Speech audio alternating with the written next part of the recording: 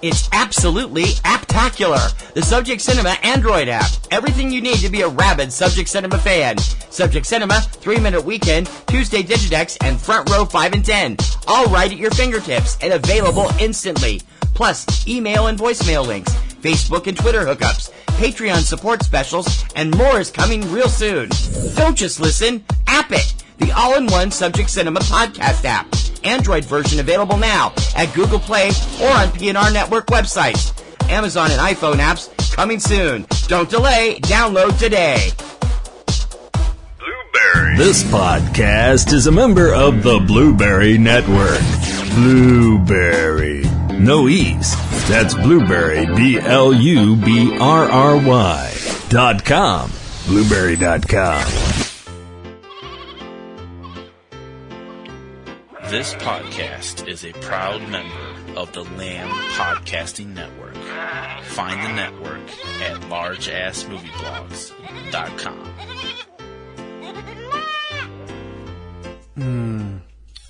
I smell all kinds of interesting food happening. Yeah, it's going to be a great week of food stuff. Very special week. Kim stepped out to get a few things extra for this week's show, but I know you're going to really enjoy it. We're going to flash back over the last few years and bring you an array of foods to eat, foods to check out, and food stuff to watch. 10 explosively good, and, well, okay, not all of them are explosively good, but 10 great. No, they're not all great either. I gotta remember. Let's just say you'll enjoy what you hear, and we hope you'll enjoy what you see after you hear it, because we want to make you go watch these 10 foodie-oriented docs that are going to blow your mind. And it's all right here, right now. I'm T.C. Kirkham. Kim is out this week, and we've got it all. Like sands off the stove, this is Subject Cinema. Stand by to receive our transmission.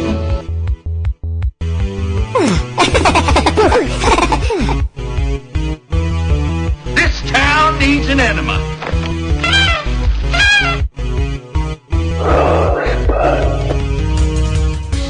Celebrating a decade of film podcasting. Lasting out of Beantown, USA.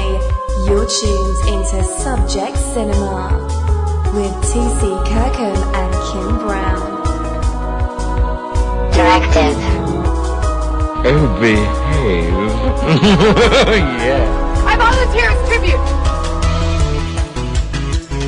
Suppose you run your business and let me run mine. Here's looking at you, kid. Before we get started, does anyone want to get out?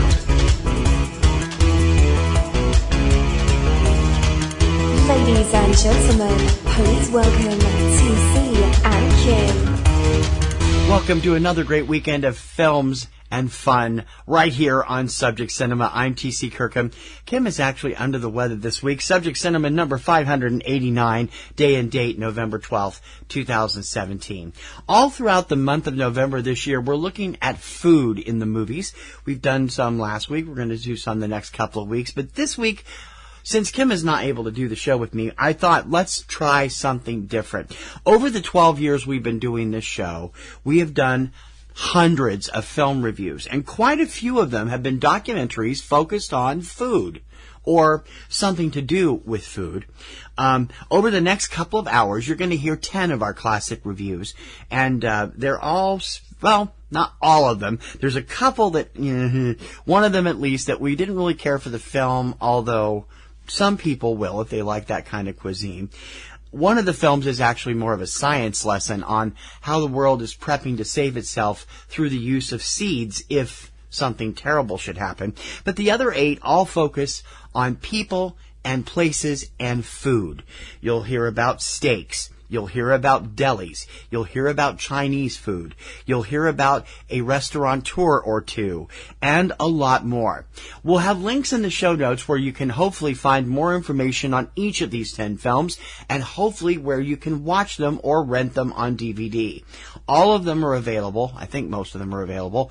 Quite a few of them are available on either Amazon Prime or Netflix, and we hope that you'll take the time during this wonderful Thanksgiving season to sit back and watch a few of them. So let's kick back and relax as we flash back over the past several years and take a listen to Subject Cinema's Foodie Doc Revolution.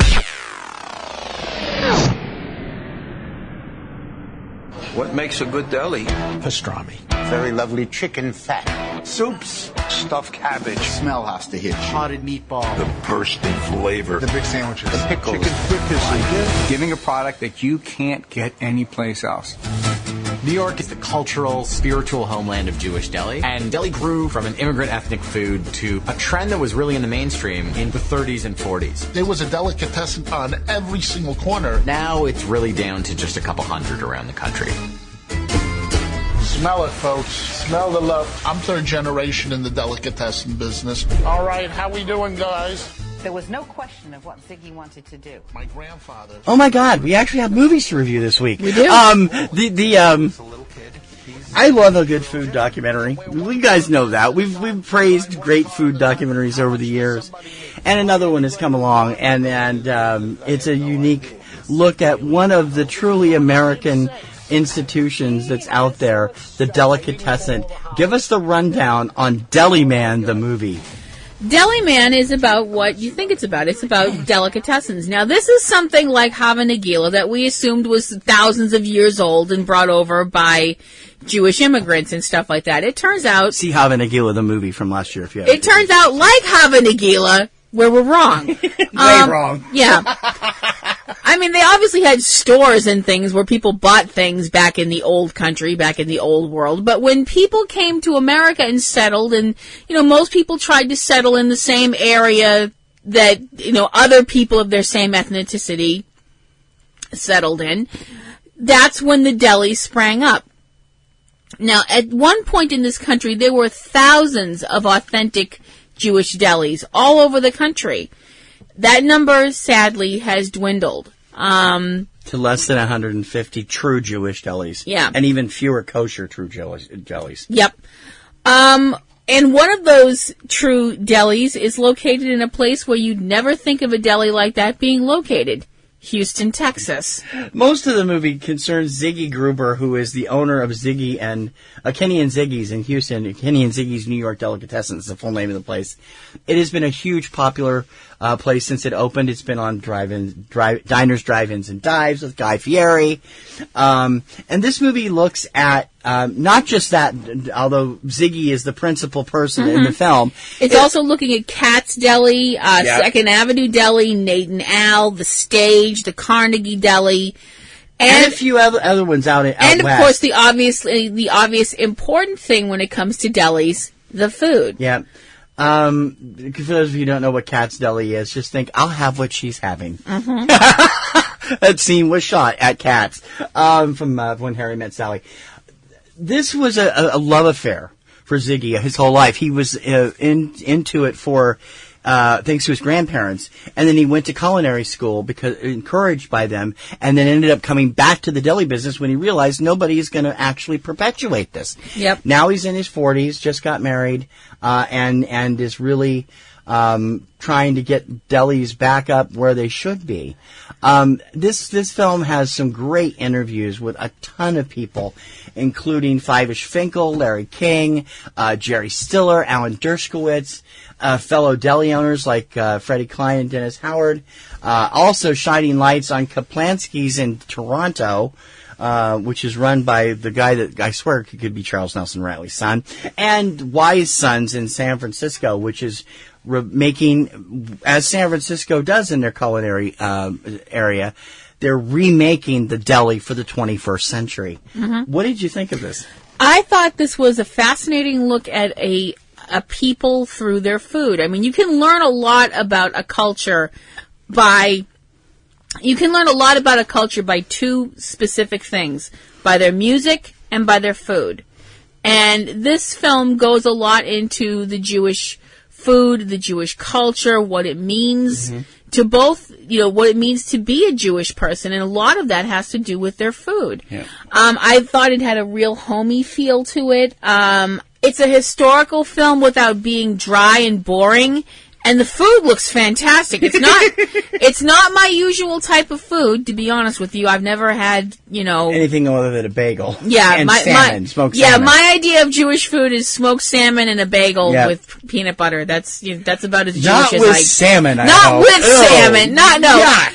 Try some smoked salmon at night and have peanut butter and bagel in the morning for breakfast. That's my idea of my extent into Jewish food. Yeah, but too. This looked delicious. I mean, this food all looked great. God, I'm not a big pastrami or corned beef person. I've had both of them over the years. Corned beef's more Irish than yeah, but they do both. They do both. But pastrami is purely deli. Yeah, and I mean, oh man, the ones they used to make at the Stage Deli, which Stage Deli I did not know because I've seen it a number of times on different Food Network shows. It closed. In a rent dispute a few years ago, and I'm like, oh my God, that place was there for 70 years. Yeah. Ziggy is a character. I mean, he really is, and he fell in love with his acupuncturist. Yep. Which he goes to get stress relieved and stuff. And she is delight for putting up with him and his kind of usual neurotic stuff when you're doing the deli thing. But some of the stories told by Larry King and Jerry Stiller and Five-ish Finkel especially are freaking hilarious. And the food looks unbelievably delicious. What's your score? I give Deli Man an A-. I give it a B+. I think it's definitely on the foodies must-see list for this year. Deli Man currently playing in limited release all over the country, including big cities like Los Angeles, New York, Boston, and we assume other places to come. Why am I here? I guess I'm trying to recreate something of my grandfather.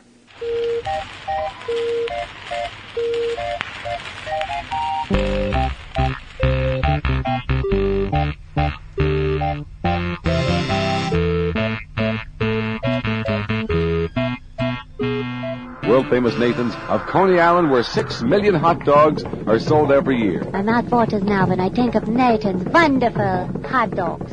Portrait of an American family. Ida, Nathan, Murray, and Saul Handworker.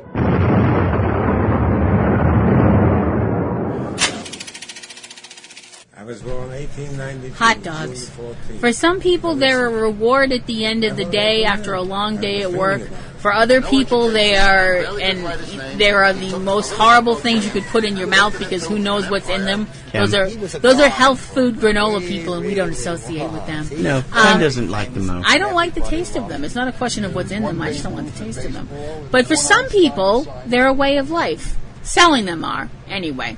And that's the story behind Famous Nathan's, which is the story of Nathan's famous hot dog stand, which is a standby and pretty much an icon in New York. But there's a family behind that, and they have their own story. And that's what this movie is about, and TC's going to talk about it right now. Famous Nathan is the story of Nathan Handworker, the founder of Famous Nathan's, and it is lovingly made by the filmmaker Lloyd Handworker, and yeah, the name is the same. Lloyd is his grandson.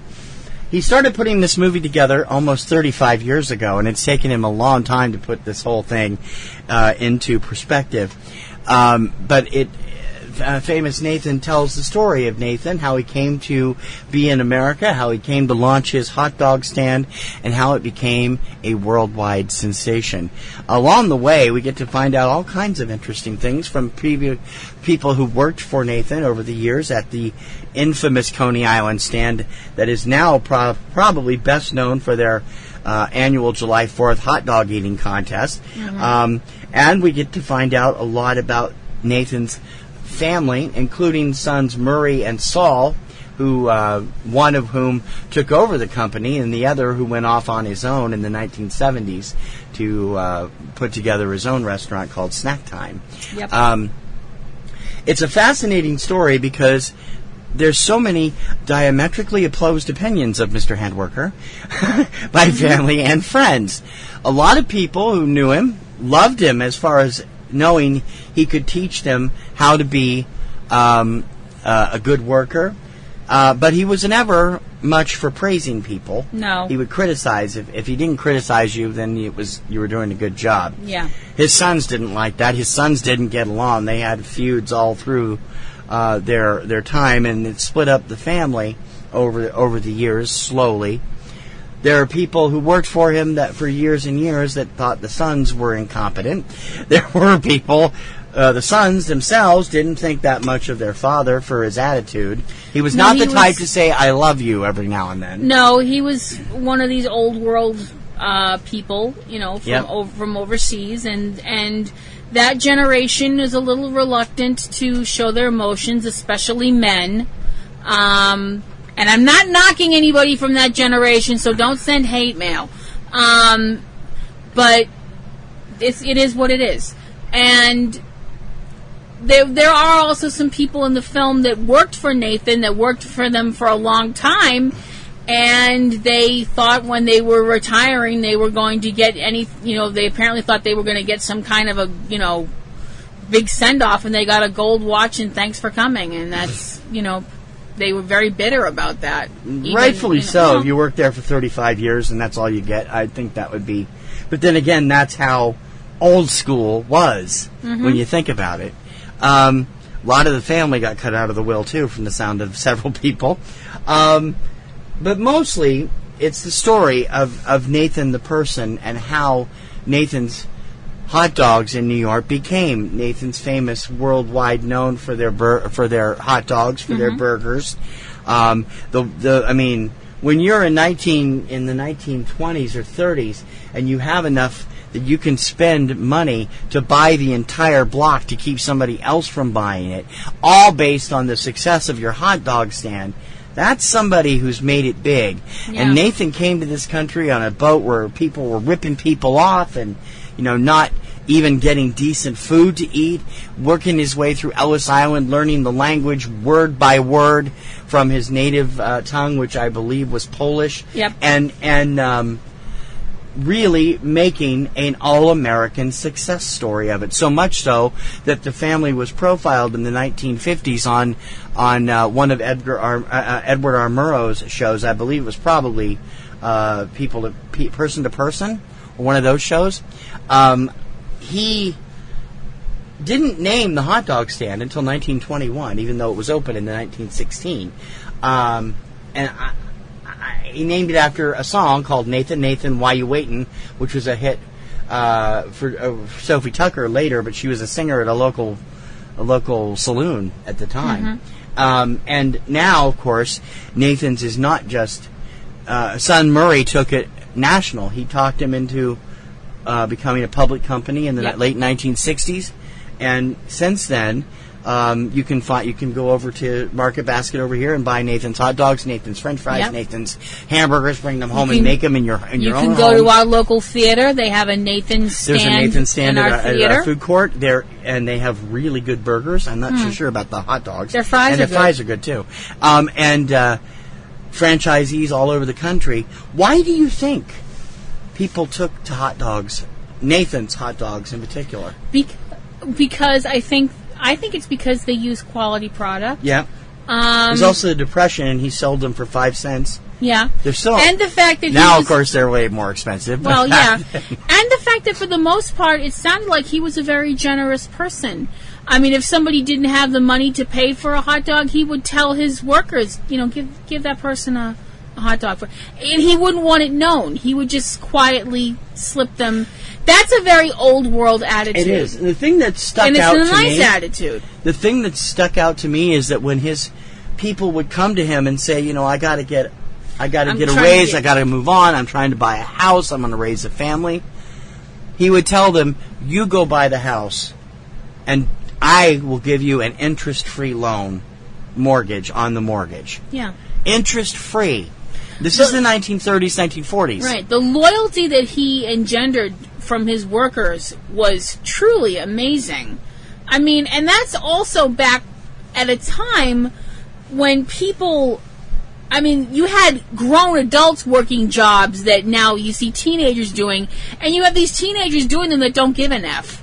You know, they don't. You had adults working this. This was how they supported their families. Well, nowadays and they can't support their families on that jobs. kind of wages, No, and that's why I know. so many of them don't give an F about it. Well, and, that's true. You see kids at Taco Bell and McDonald's these days. It's hard to make ends meet. That's why there's been this whole minimum wage thing popping up. Right. Back then, minimum wage was a lot cheaper, but you had a boss who really cared about making sure that you were able to continue to work there because you were a good worker, and he didn't want to lose you, so he would help you bankroll your mortgage and not have to worry about the bank's interest.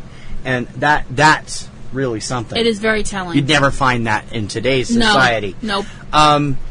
Famous Nathan's hot dogs became nationally known because of their location on Coney Island, and they have stayed there all these years. Mm-hmm. Coney Island's Nathan's stand is recognizable instantly. It's been featured in dozens of movies, dozens of TV shows, and is seen every July 4th, at least until the last couple of years, live.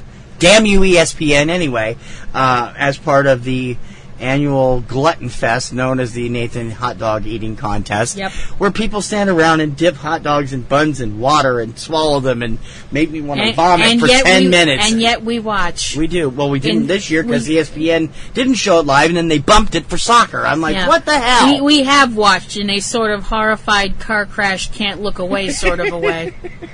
We admit it, though. And I don't know when that started, but I think they're going on 100 years on that, if I'm not mistaken. They didn't touch on it in the movie, which makes sense because it's not really about It's not about the restaurant, it's about the family and about the people that made up the restaurant. Mm-hmm. And you know, even today with Coney Island, you know, teetering every 2 or 3 years on the brink of extinction, they still manage to pull back, and Nathan's is still the heart of that area of Brooklyn. And there's no doubt about the fact that he would be, I think, very proud. Although he kind of got forced out of the business. The brothers kind of forced him out and forced him into retirement, and Mom, too. And Mom was very upset, and Mom worked there all the time.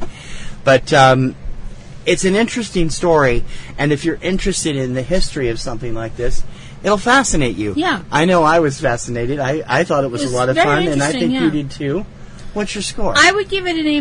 I give it a B+. I think if you're a fan of Nathan's Hot Dogs or the hot dog eating contest, it's definitely take an interesting look into the psyche of the man behind it, the family around him, and the grandson that obviously loved him, who made the film, Lloyd Handwerker. Nathan's Famous Nathan is now in limited release around the country and will hit DVD and on demand this Tuesday, August 4th. Check it out if you like that kind of stuff. Although, do yourself a favor and don't watch it on an empty stomach, because you'll give yourself a serious case of the munchies. Definitely. Real movies for real people. Subject Cinema. PNR Network shows depend on our listeners. It's you that makes us who we are. Help us bring you all the best we can. Become a Patreon patron. Donations start at just $2 a month, and the more patrons we can get, the more we'll be able to offer. You can get great perks, plus exclusive blogs and podcasts available only for being a patron as well. It's absolutely fantastic. So please, become a Patreon patron today. We need you. Patreon.com/PNRNetworks. If you're looking for great films, well, that's okay. You'll like us anyway. Subject Cinema. Everybody in the world has an idea of what Los Angeles is. Everybody thinks they know what Los Angeles means, even if they've never been here. And if you live in Los Angeles, you're used to having your city explained to you by people who come in for a couple weeks, stay at a hotel in Beverly Hills, and take in what they can get to within 10 minutes in their rented car. The thing that people find hard to understand, I think, is sort of the magnitude of what's here.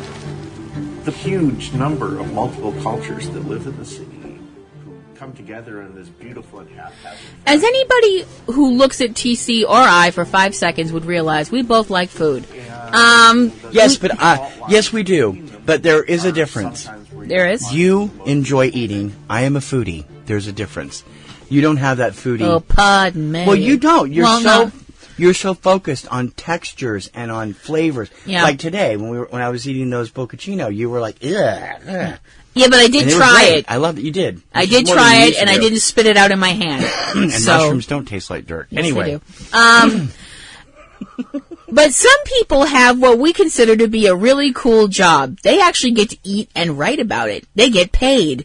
And that's what this film is looking at. This film is looking at the career of one of the most well-known food critics out there, if that's your sphere of entertainment.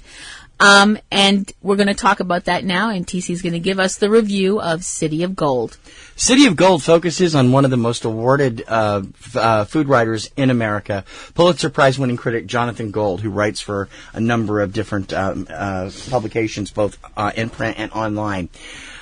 Gold has been doing this for a couple of decades at least, and he's centered in Los Angeles where he lives. And City of Gold is not just as much the story of Jonathan, how he got started, how he met his wife, who happens to be his editor at the paper he works for, but also on his way of finding little out-of-the-way places that he enjoys patronizing.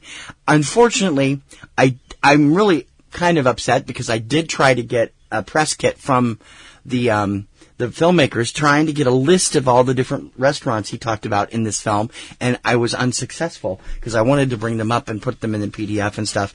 But he specializes in finding out-of-the-way places that he can talk about. His prose and the way he writes and the way he flows, a lot of times in the third person, is comparable to Roger Ebert's writing, and I mean the way. No, absolutely. What Roger Ebert was to films, he is to food. Yeah, I think so. I mean, you know me. I love food writers. I had a food website for a couple of years called The Moonsalt Chef, and I still, I'm sorry, I'm a hopelessly addicted food show person. I never miss America's Test Kitchen, Cook's Country, Barefoot Contessa, Pioneer Woman, and a number of other shows I just adore and watch all the time.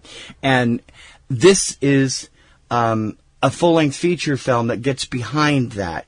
In addition to Jonathan's life as a writer, it talks about his love for finding different types of foods that he likes.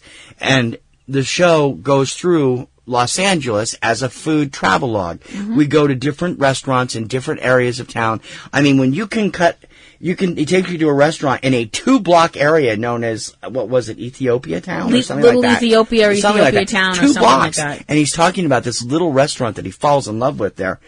I mean, I'm sorry. I've been to L.A. once in my life, years ago. Didn't really want to go back to Los Angeles proper. When you spend most of your time at the bus station, you guys can understand why. But this made me want to go on a food tour of Los Angeles and all the area because the food was interesting. I mean, some of it was too hot. I wouldn't have tried the super over-the-top kimchi or whatever he had at that Korean place. But, I mean, it's like most of it is made to look so fantastic. The people that run the little mom-and-pop stores are super friendly, and they know him.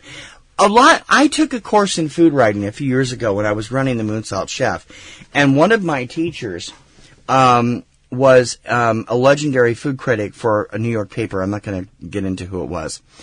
And one of the things that she said is absolutely never let them know you're there for the food tasting because they will change it because they know who you are. So she used to go in disguise to various restaurants, tasting them and trying them out for her writing. Jonathan doesn't do that, and he doesn't need to. They try to give him something fantastic every time. But you know, that's what he likes. He likes to push these people into making a great dish the way they would normally do it. I think that way of food writing where you're kind of in disguise is kind of dishonest. And that was what I liked about the movie Chef and Oliver Platt's character, who everybody knew. And I mean, they knew who he was. They knew who he was on site, and they did their best to try to impress him. Most of the time, except for when they have a stubborn owner like Dustin Hoffman, and it could have. That character's kind of based on Jonathan Gold, from what I've heard. Really? And it's like it's a completely different way, and it brings out different areas of the way that you perceive food. As a foodie, I enjoyed this tour of Los Angeles food establishments. I wish they had. One of these days, I'm going to get a list of the places he went, just so I can shout them out. Because while some of that wouldn't have been my choice for taste, because I don't like overly hot foods, I don't like overly sour foods. I especially detest stuff like broccoli and sauerkraut. And the nice thing is, he's getting his kids into it too. He has 2 teenagers, and they obviously enjoy spending time cooking with mom and dad at home. Absolutely. And that was really fun. I think Jonathan is a person who loves food, isn't afraid to tell you he loves food, and talks about why he loves each little place he goes. Mm-hmm. And really, you can't ask for more of that in a food writer, can you? No, you really can't. What did you think? I thought this film was informative and infused with a warm humor that was really interesting. It was very educational, and not in a dry, dull way. Watching him talk about food and stuff like that, and you could see him talking about food as the glue that holds society together, especially when society is falling apart, which is something that he mentions several times. Living in that area when the riots occurred back in the 90s in L.A. I found it entertaining. A lot of the food, I have to be honest, I'm like you. I don't really like spicy food. It doesn't agree with me. Certain things we can do that we know. I'm not so sure. I don't think it's so much overly spicy. If we know it's spicy and we know we like it, like the chipotle shrimp that we make occasionally, that's one thing. But something that we're not familiar with that might have something in it that might not agree with us, we're a little bit more hesitant to try it. Yeah. Even though I being a foodie, I know what I like. The one thing that I was like, ugh. The one segment that I was just like, not in this lifetime. No way. The hagfish segment. Yeah. Could we not ever show hagfish anywhere again? That was disgusting. I'm sitting there and I'm like, because not only is a hagfish an unattractive animal to begin with, the way you cook it is really disgusting. It's gross and slimy, and you're supposed to eat it that way. This animal generates slime. If you agitate it, it generates a coating of slime around itself, which apparently some cultures use this slime because they don't have access to eggs or egg whites, so they use that in place of it in their cooking. And that's great for people who live in that culture. You're not going to get me to try it. I'm sorry. That's just hell no. No way. Nuh-uh. I mean, I'm just sitting there watching it on screen going, I'm going to throw up into my purse. She was almost dry heaving in her seat. I was like, I'm going to puke. And it's going to go in my purse. But this Jonathan himself, I could listen to him talk for hours because he's as well versed as a speaker as he is as a writer. Yeah, he's really nice. Witty Again, without another comparison he's to Roger witty Ebert. without being like, oh, I'm the smartest guy in the room. Yeah, you know. He doesn't believe that at all. No, he wants to share. He's got great stories. He's got a good heart. You can tell from just talking to him that he's a good-hearted person. I thought it was fascinating and fun, and I left the theater going, I'm hungry. Which is a good thing. To dinner at Boston Burger Company. No, did we go there? No, Boston Burger Company was the night before. Oh, did we go to Mike's? We went to Mike's. We went to Mike's. That's right. Mike's is the best deli in Davis Square. Yeah. This movie will make everybody a fan of Jonathan Gould's writing. If I was familiar with his writing from when I ran Moonsault Chef, and he's just an amazing writer. To get to know him this well, and I never had, I would love to sit down and talk with him, and just to have a nice conversation about different foods and stuff, because he's so knowledgeable. It's like you always say, there are people that you'd like to sit at the feet of and learn from. George Romero, Stan Lee. For me, Roger Ebert was one of those people, and Jonathan Gould is now one of those people. I have the utmost respect for his writing talent. His palate is amazing. He can take everything. Although even he doesn't like some of the really spicy stuff, and you can see it in his face a couple of times. It is a fascinating portrait of one of the best food writers to ever walk the planet. And if you're a foodie, you are going to love this movie. What'd you think? I give City of Gold an A-. I give it an A. If you're a foodie, don't miss this film. Even if you're not a foodie, don't miss this film. Jonathan makes it well worth seeing, and you will come out a foodie. I almost guarantee you.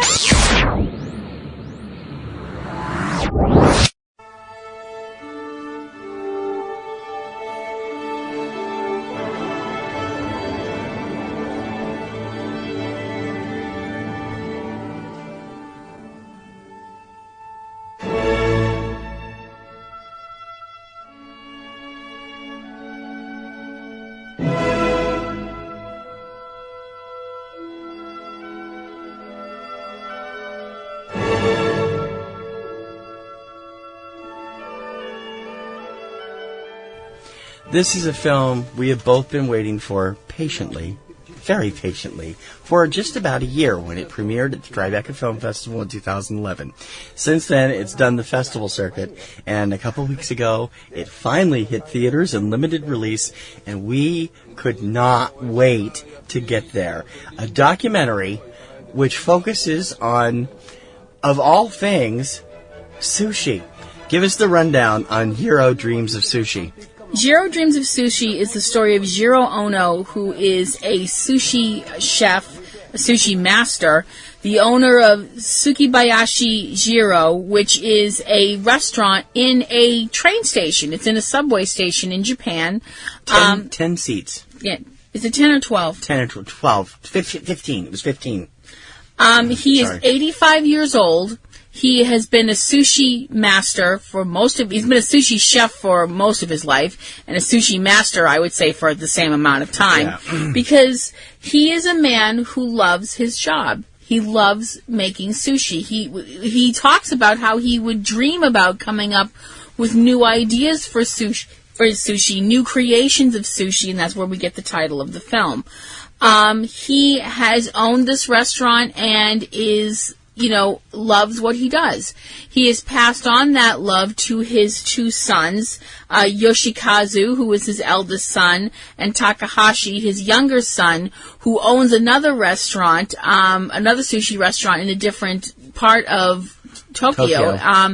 It is a little more relaxed, got a more relaxed feel to it than Tsukibayashi Jiro, because that is a place, Tsukibayashi Jiro is a place where people have to reserve. You have to make reservations to get into this little sushi restaurant, and reservations are months in advance. If not years. Jiro's little 15-seat shop in which train station is it in? Does it say? No. It's in one of the subway stations in Tokyo. Is the only sushi restaurant to receive a 3-star rating from Michelin. This is like the top of the cream of the crop of stuff. Has been praised by the man who is considered today's premier gourmet chef, Francis Joël Robuchon. You know the name if you've seen Iron Chef. He's been often brought up there. You said, I had that reaction when they showed the picture of Jiro and Joël together. I'm like, oh my God, how big can you get? I hear the sharp intake of breath next to me, and I know, well, that's someone important in the food industry, since TC just, gasped. I'm a foodie. I used to run a food website. I know food. Jiro's story is a story of love. It really is a story of love. It's a story that his opinion, his philosophy is that if you have a job and you love your job and you love what you do and you work to be the best at it, I think it becomes something beyond a job. It becomes a calling. And Jiro's calling is to make the most delicious sushi on the planet. Directed by David Gelb, with cinematography also by David Gelb, which makes you literally hunger for this sushi that's placed in front of you on the screen. You just wish you could reach out and just take it off of the plate and just pop it in your mouth because it looks so delicious. Who does it name the reporter that they've kept talking to? one of the Tokyo newspapers food columnists that they had on, and he was telling how he always got nervous when he went to Euro's place because it was like you didn't know what to expect, and that he has been he's actually slowed down a bit as he's gotten older because he had a heart attack when he was outside the fish market having a cigarette. He was 70. Mm-hmm. And he's slowed down considerably since then, although you'd never know it by watching You never know it by watching this movie. He is the person... He said the only change he's made in his entire life was that he quit smoking. Yeah. At 70 because he had a heart attack. I'm like, okay. Yep. That was pretty I don't have the gentleman's name, I'm sorry. That's okay. This film shows that food is not only the fuel that keeps your body going, but that food should be pleasing to the eye before it's pleasing to the palate. And the way that these pieces of sushi are handmade right in front of you and then placed so reverently on the dish, and you get to absorb the look of the food before the food is eaten by the incredibly lucky patrons that eat at this place. Even if you are not a sushi person, which I am, I'm not. I've always been repulsed by sushi for the most part. Which I've never understood, but that's just my own, because I tried sushi once on a dare, pretty much, dare, when my mother was visiting. Yeah, pretty much. And she's been hooked on it ever since. I have. I've found out that I really love it. And watching this sushi being created, watching it being made is such an amazing experience. And I'm not going to say that I didn't sit there and have my mouth filling up with saliva, because I did. You can hear her lips smacking. There were and you weren't the only one in the theater. We went to the Coolidge Theater to see this, and it was in the screening room, so it's a smaller theater, holds I think 40 people, and it was jam packed. It was almost full, and I could hear people's lips smacking every time because the movie Jiro is the marginal star of this movie because they spend so much time talking to him and to his two sons and a former apprentice who's still a friend and the current staff of apprentices. But the real star of this film is the sushi. Yep. You look at, the camera shots. I don't like sushi. I was drooling. I'm like, oh my God, now I want to go try this stuff again. I want to give it another chance. Mm-hmm. Oh, wow. The thing about this film, now the thing that I've always said about documentaries is the fact that, in my opinion, a good documentary, you learn something that you didn't know going into it. I didn't realize that it was considered acceptable to eat sushi with your fingers. Mm-hmm. I didn't know that because we see people at the restaurant pick sushi up with their fingers and put it in their mouths. Some of them use chopsticks, and some of them do don't. Yeah, mostly they use the chopsticks when they're using something to dip. Mm-hmm. But a lot of people were just picking it up with their fingers and I didn't realize that was okay. I learned that you can actually have cooked fish in sushi, which I never thought. Sushi, most people wrongly think that sushi is all raw, and it's not. It never has been. Some of the food in it is cooked to a small degree to bring out flavors or to add flavors to it. Mm-hmm. And you have to cook the octopus. You wouldn't be able to eat octopus unless it was cooked because there's just no way you could chew it. Right. And it was... and the best thing you need to do is massage the octopus, which I didn't realize. For 20 minutes. Yeah. And you got this big lumbering octopus and this big thing with all these sauces and stuff. I'm like, ugh. That was the one part of the film you had a problem with. I did. I had in the fish market, there is a scene where a live octopus is taken and put in a plastic bag. And I got very upset. He was freaking out. I got very upset. Not really bad. I was internally, I was having a problem, and TC could feel me having a problem because I started to breathe a little heavier, and I was just a little bit, Your hand went up to your mouth. It was like you were going to throw up. Yeah, because this is a living thing being put in a plastic bag, and I just freaked. Mm-hmm. I was upset. But. That one moment aside, I think there is an environmental message in this film, which I think is amazing and important. Especially for a sushi chef who recognizes the importance it is not to overfish. There are big problems with overfishing in some parts of the world. Japan is one of them. China is another. The eastern coast of the U.S. is another one. Fish supplies are being dwindled down, and there's another great documentary that came out a couple years ago called "The End of the Line" about this, and that has affected my personal consumption of fish. I won't go to a place I know does not do something to make sure that it gets replenished. Mm-hmm. The only thing you can really do is stop fishing for 2 or 3 years and let it replenish itself, and that would put so many people out of work. And logic would dictate that's not going to happen right. anytime soon. But he does, point that out, and it's a very important message. They've already lost some fish to overfishing that they can't use anymore. It's so hard to get. And that's really something. It's also difficult because of the way that the fishing methods that are being used now, they're catching fish too soon. They're not and they don't throw them back, which they should be doing. They don't throw them back because they, like you said, they used to throw them back, but they don't anymore. So the fish aren't having time to grow in the water, and you're not getting these tuna that weigh hundreds of pounds and stuff like that, which and have deposits of fat, which some people really like on their. I mean, there's different types of tuna that are used in sushi that we find out for this, fatty tuna and lean tuna and medium tuna. Which is, I didn't know that. And there's so much to see in this film, and so much that's just so amazing and looks so damn tasty. And I loved this movie. It was worth the wait, but don't you wait. You need to go out and see this now. As it spreads across the country, it's actually been held over here in Boston and has moved on to a second theater as well. So now it's in 2 places. Mm-hmm. It is opening across the country from Magnolia Pictures. Most of them will start in your local area in the Landmark chain, but also will hit several others. What's your score? I give Euro Dreams of Sushi an A+.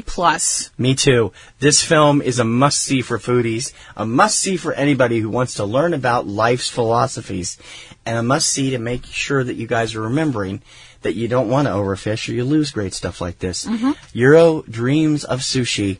I think it is definitely a dream film from this year. No film is too good or too bad for us. This is Subject Cinema. All right, Kristen, I am so excited that you've decided to do a podcast with me, but what are we going to do a podcast about? There's so many other movie podcasts. We got to do something original. Well, I'm a big fan of Disney movies. What about something like that? That's just kid stuff. What do we want to do that for? Did you know that The Avengers is a Disney movie? Or that Pulp Fiction is a Disney movie? Pulp Fiction is not a Disney movie. It's technically owned by Miramax, which is part of Disney. We are still going to talk about the Disney animated movies, though, right? I thought you said that was kid stuff. Well, I've got 2 kids. I got to be a good dad and stuff.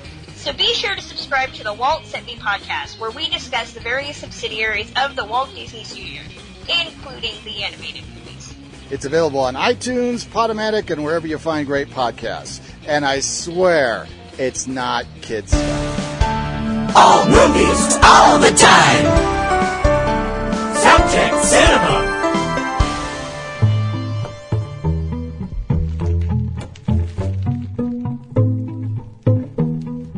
Seed saving is all about sex. And humans are all obsessed with sex, even if it's rutabaga sex. My sweetheart. This is right up there with making love to your spouse.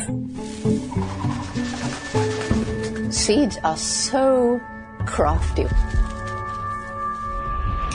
The diversity in our seed stocks is as endangered as a panda or a polar bear right now.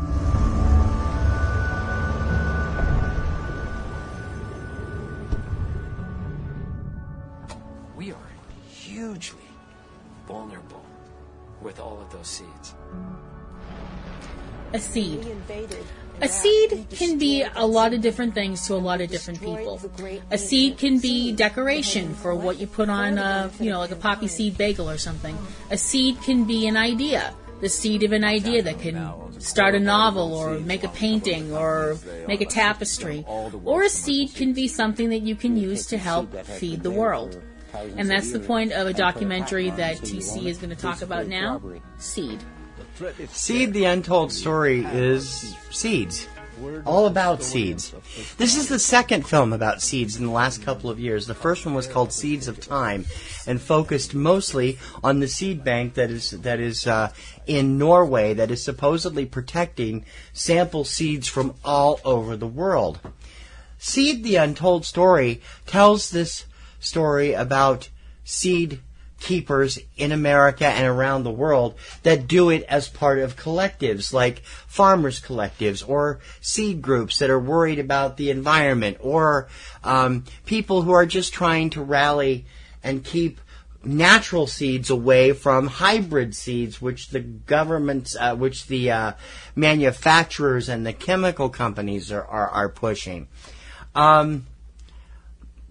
As many irreplaceable seeds near extinction, Seed reveals the harrowing and hardening story of passionate seed keepers waging a David and Goliath battle against chemical seed companies and defending a 12,000-year legacy. That is the tagline for this movie, and it's perfectly accurate. The movie follows several different people who do seed collections. A couple of them in this country, some in India, a couple in Hawaii. The Hawaii part of this is where it turns into let's bash the chemical industry, particularly Monsanto and what's the other one of the other ones? Not Union Carbide, the other one. That's Dow. That's over and has like test facilities for pesticides and stuff in Hawaii. And they are causing all kinds of trouble. And then, of course, then there's the idiots in the government, and this actually came up on Tech Dirt a few years ago. Which idiots in the government? That actually decided you could patent a seed. Seeds are not supposed to be patentable. But these people made it possible. Monsanto has all these huge patents on these seeds now, and some poor farmer from Canada got sued by them because the field next to him was growing the hybrid and it accidentally blew over into his fields, and so he accidentally had plants with the hybrids coming out of it, but he didn't have a contract with them. He stole it according to them, and the courts agreed with them. Now that's the scary thing.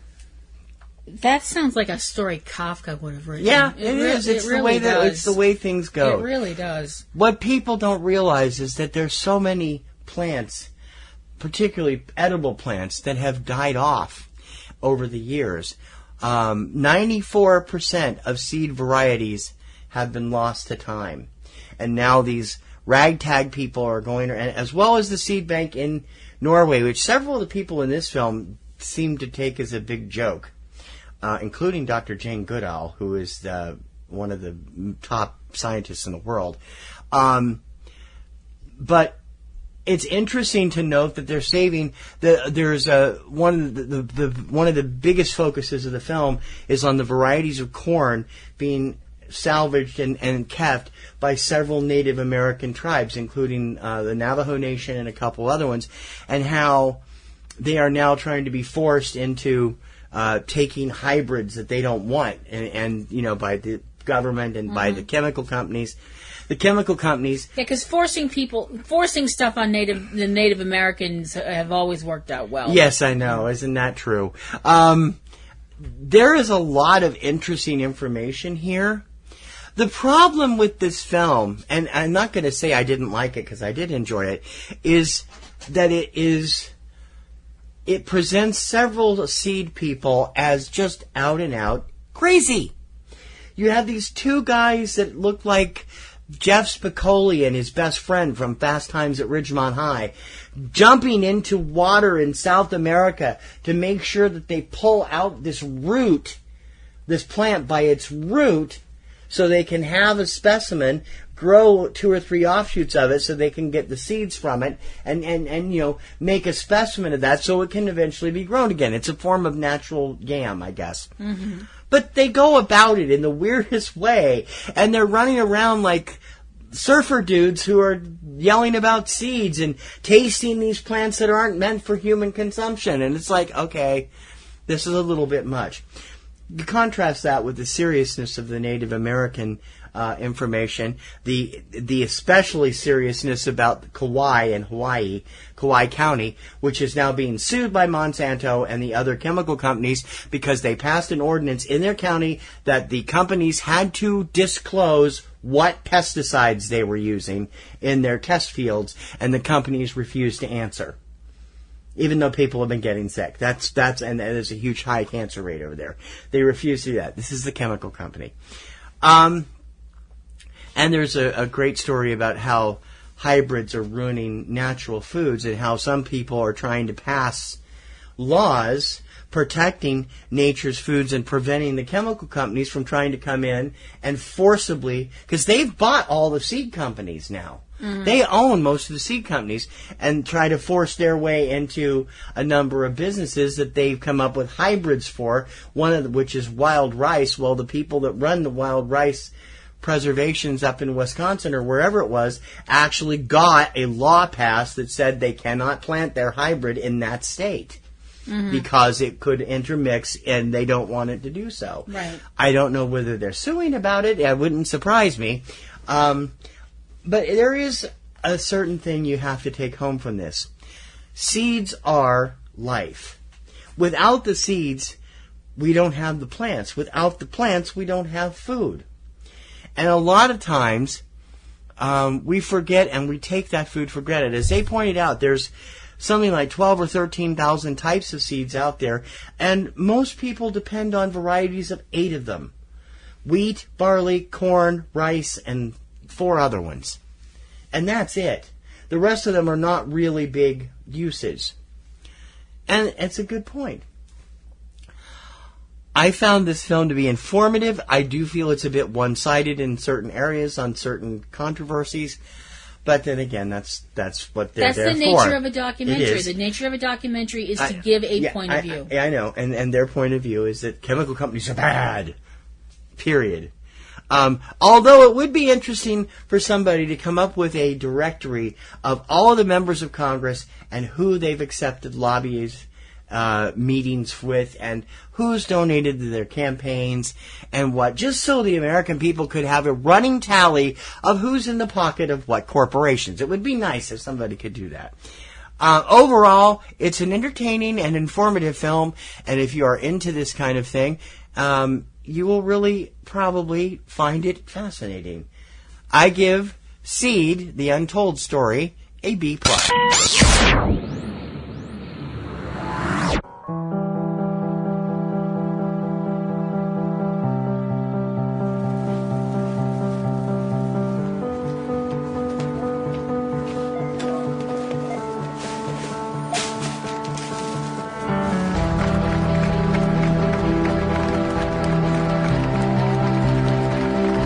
Have a major disconnect with certain board of directors.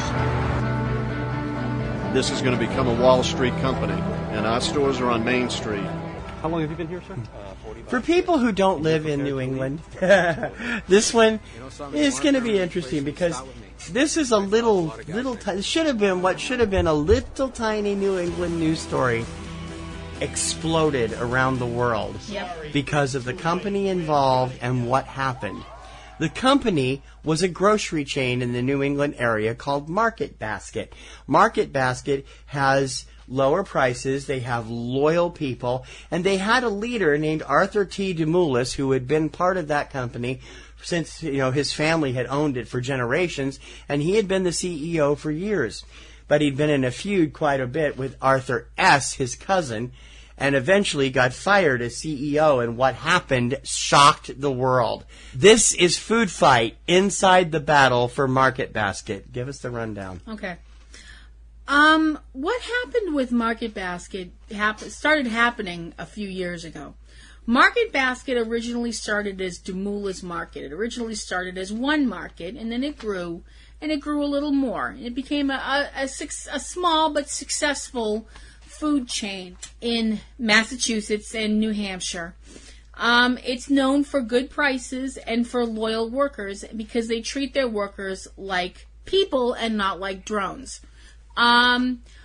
when an upheaval happened within the company and Arthur T. DeMoulis was fired and by Arthur S. DeMoulis and his members of the board that took over, and they brought in 2 new CEOs from companies like Radio Shack and another company that had gone out of business. Yeah, they didn't go out of business, but Albertsons, which is a food chain out west, didn't do well. No. The employees they decided they were going to go on strike until Arthur T. was reinstated. No, they weren't going on strike for wages. They weren't going on strike for money, for extra time off. They were going on strike to get their boss's job back. Yeah. Where in the hell would you have heard of this? Now, let's explain real quick. Arthur S. DeMoulis was the cousin of Arthur T. DeMoulis. Their fathers were brothers, and both brothers were partners originally in their grandfather's company. And then Arthur S.'s father passed away, and his brother took over the company, and then the Arthur S.'s family took Arthur T. to court later to get part of the company back. Mm-hmm. That's where all this started. It started way back in the 90s, but it only came to a head in 2014. A little history. But then something very strange happened.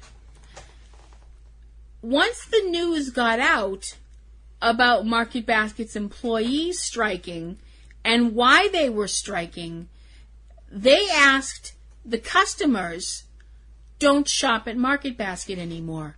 Shop at our competitions. And the people in the area said, okay. If you lived up here, you got this constantly, day in and day out, for 8 weeks in the summer of 2014. It was a major saga that blew everybody's mind because, of course, the new CEOs had fired a lot of Arthur T.'s higher-ups because they dared to say, you know, we're not going to accept this. And they said, you have to, you're fired. They were the ringleaders behind the walkout of the employees and later the customer boycott, which brought a $1 billion-plus company to its knees. Yep. This is a great story that needed to be told, and other companies need to look at this, and they need to realize this can happen to you. Can it, though? I think it could. Market Basket is a different kind of nature company altogether. Arthur T. is known for knowing every employee in the chain of stores. That's thousands of people.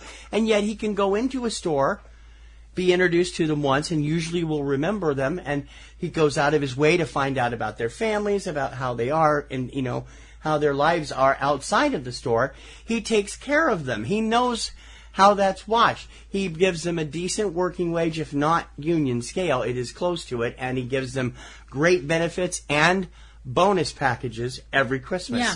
Now, that set badly with Arthur S. and those associates, I guess, because that's one of the things that they weren't so worried about that when Arthur T. got fired. They were worried about what would happen to the reputation of Market Basket just as much as everything else. And I'm not so sure that this would be able to be happening in any other company because, as people have pointed out, everybody expected this to not work. You know, they expected employees to be fired. They expected to start everything up. By the end of this, the company had been so brought to its knees that they capitulated. Arthur T. bought the company back and immediately began setting it up to come back to life. Although most of the stores were out of all their stuff, all the produce, fresh goods, they didn't care. The customers were what mattered to the employees and to RDT. Yeah. And within just weeks of that, 2 Market Baskets that had been sitting empty for over a year because they weren't able to finish the building of them, within weeks of RDT coming back, they were both opened. One of them is a block from our house, and we love it. Market Basket had not been in Revere before that. We were sitting there looking at this beautiful new store, empty, wondering when the family feud would be over so it could open. Now we also understand why communities love this store so much. And you, actually met RDT about a month ago. I did. We were in Market Basket, just kind of shopping around, and we saw these gentlemen come in, and I looked and I was like, that's RDT. And I nudged TC and I said, that's RDT. He's like, yep. And I said, I'm going to go meet him. And you were like, wait, what? Where are you going? Get back here. And I walked right up to him and I said, thank you for coming to our area. And he's like, what's your name? And we talked for a minute. He was the nicest man.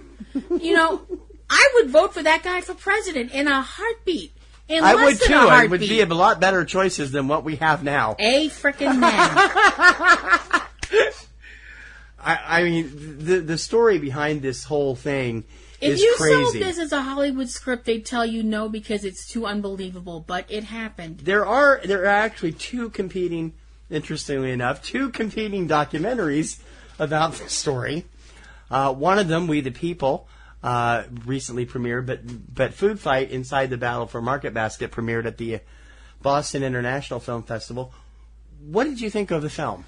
I thought it was a great story. I did think it was a little too long. Yeah. There were a couple of places I was like, I would have possibly cut that part, you know, and there was a few other places I was like, I would have shaved about 5 minutes off of that.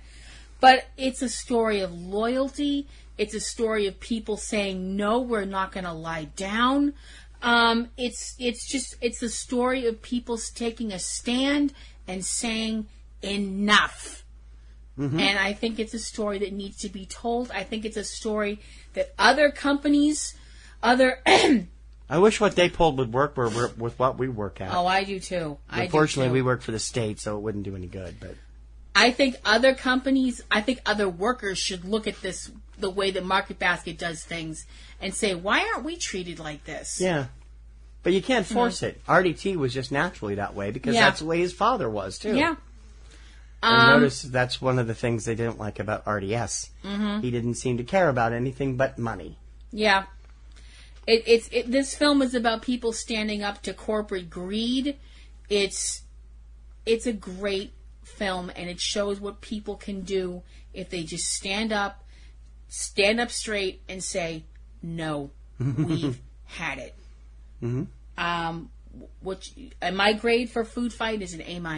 I give it a B+, only because I do think it is a little too long. At nearly 2 hours, there's easily a number of testimonials in the film that can be condensed a bit. And I have to be totally honest, and this is what they call full disclosure. We are Kickstarter backers of this film, and it is my name pops up in the end credits. Because we can't do it as both of us for some reason. Some of them let us do it and some of it don't. But TC shows up there. But all in all, it's a great and informative film. I do wish they'd cut about 20 minutes of it. I think it would be a better film where they could condense it.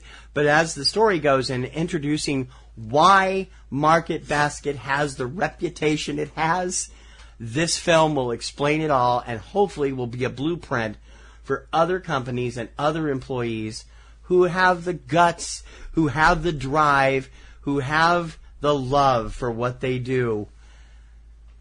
Give them the power to make changes if they need to. I give it a B+. The best movies! Subject Cinema! Want to know what top titles from film and TV are hitting home video this week? Hi, I'm TC Kirkham of Subject Cinema, inviting you to check out Tuesday Digidex, our weekly roundup of all the new home video releases in the U.S. each week. Whether it's DVD, Blu-ray, or streaming you're looking for, we've got it covered. Tuesday Digidex, every Tuesday morning, from Subject Cinema at eCinemaOne.com, a PNRNetworks podcast powered by Libsyn. Subscribe on iTunes or your favorite podcast service.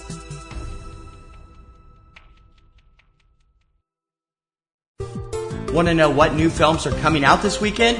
Hi, I'm TC Kirkham of Subject Cinema, inviting you to check out 3 Minute Weekend, our weekly roundup of all the new films hitting U.S. theaters each weekend.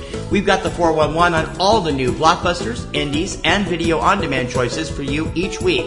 3 Minute Weekend, every Friday morning, from Subject Cinema and eCinemaOne.com, a PNRNetworks podcast powered by Libsyn. Subscribe on iTunes or your favorite podcast service. Your every man's film school. This is Subject Cinema.